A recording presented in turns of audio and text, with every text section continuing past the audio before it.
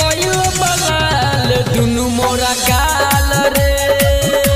कि देवरा काट के कोइल बलाल दुनु मोरा गाल रे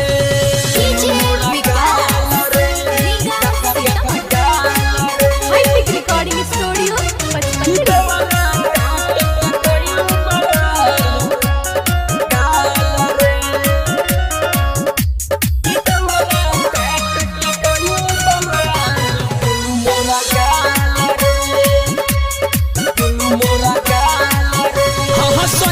जी मिलल बा हमारा छक्का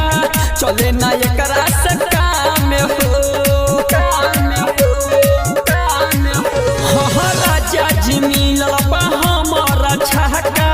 चले ना एकरा से काम हो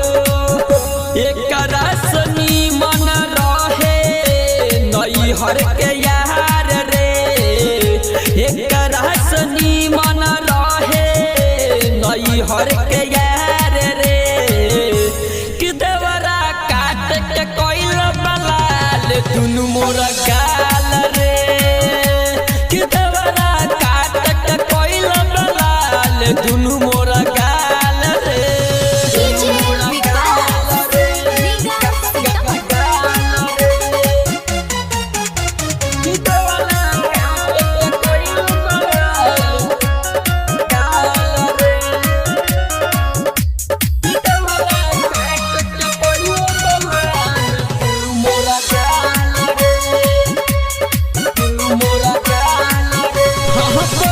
दीवाना कहे चलाए भावजी